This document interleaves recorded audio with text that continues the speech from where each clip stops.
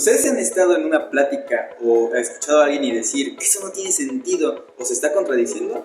Pues bueno, esto ha pasado a lo largo de la historia de las matemáticas y a la gran inmensa de estas cosas le llamamos paradojas. Soy Israel y soy anfitrión del Museo de las Ciencias Universo.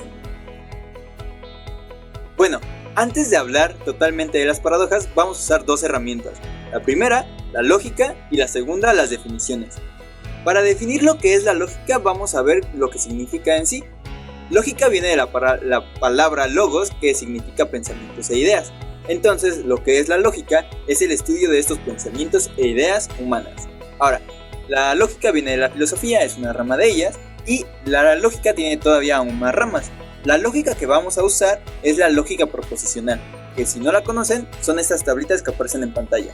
En ellas vamos a ver símbolos como los que son condicional, que significa entonces, bicondicional, que es un sí y solo sí, las negaciones, una O o una I, que son las flechitas hacia arriba y los triángulos hacia arriba y hacia abajo. Ahora, estos mismos objetos lo ocupamos siempre en nuestras oraciones diarias, en nuestras pláticas. Por eso, saber las tablas de verdad o la lógica proposicional nos ayuda a saber cuándo algo es verdad o cuándo algo es mentira. Voy a hacer un ejemplo con la tabla de condicional, que es entonces. Vamos con la primera oración. La primera es, si yo estudio, entonces pasaré el examen. ¿Cuándo esta oración es verdad? Cuando las dos cosas son verdad, es decir, yo estudié y pasé el examen. O cuando las dos son falsas, yo no estudié y no pasé el examen. O es verdad también cuando, aunque no haya estudiado, sí pasé el examen, porque sigue siendo verdad. No es verdad cuando yo sí estudié, pero no pasé el examen. Entonces, toda la oración principal es una mentira. Por eso la tabla de verdad es muy importante. La segunda herramienta son las definiciones. Las definiciones básicamente son las que nos dan las características y propiedades de ya sea un objeto o persona. Entonces, como es la lógica es el estudio de los pensamientos. Si vamos a usar esa definición, siempre la vamos a ocupar mientras estemos haciendo una investigación o un estudio o cualquier cosa. Ahora, lo que veremos sería el origen de las paradojas.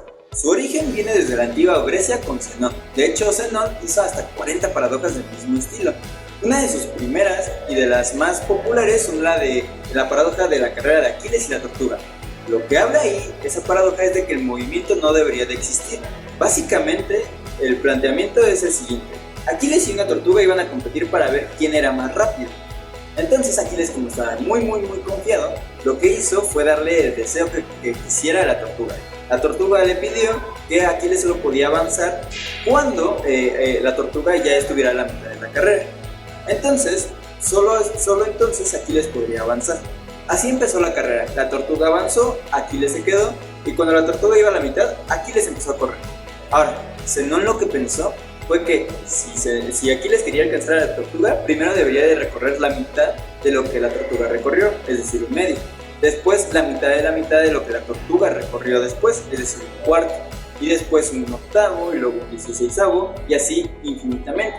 Lo que Zenón pensó es de que Aquiles debería de recorrer distancias chiquititas, sí, pero infinitas. Entonces nunca debería de haber acabado ni siquiera alcanzado a la tortuga. Esta es una de sus primeras paradojas y de las más populares, por lo mismo que decía que el movimiento no debería de existir, a pesar de que nosotros mismos, al momento de recorrer cualquier distancia, sí llegamos al punto final. Una cosa parecida o una paradoja parecida sería la de Zenón en una flecha.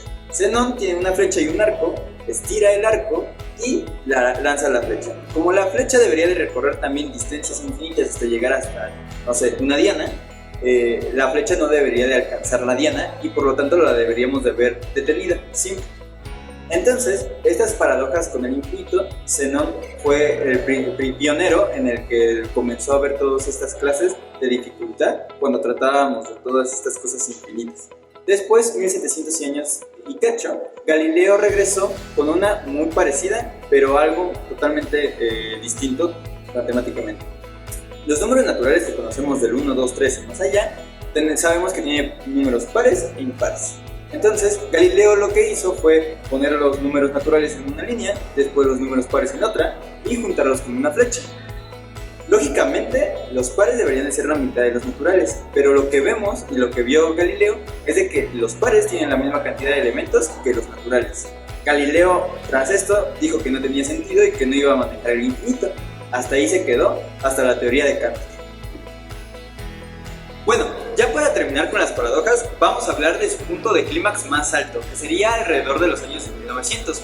La teoría de Cantor fue una de las pioneras donde empezamos a ver más paradojas, pero Cantor como tal no las estudió.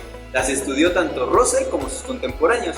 Y Russell fue uno de los más importantes porque fue uno de los que hizo la comparación de paradojas semánticas y paradojas lógicas. Ahora, vamos a hablar de una muy interesante, que es la paradoja del barbero. Lo que pasa ahí es de que un barbero está en un pueblo alejado de la sociedad donde solo él sabe cortar el cabello de manera adecuada, pero solo le puede cortar a las personas que no pueden hacerlo a sí mismas. ¿Qué pasa cuando el barbero se tiene que cortar el cabello? Como él puede hacerlo porque es el barbero y su definición es la que solo a las personas que no pueden a sí mismas, entonces no puede. Pero como no puede, su definición es de a las personas que no pueden, entonces debería hacerlo. Como debería hacerlo y sí puede, entonces no debería por su definición. Entonces es un bucle de ida y vuelta en círculos donde al final el barbero nunca va a poder cortarse. Y esto son unas paradojas. Las matemáticas al final las esquivaron. Pero si quieren saber más de esto y otras paradojas más interesantes, vengan a la sala de imaginario matemático donde un cuadrado sí es un rectángulo.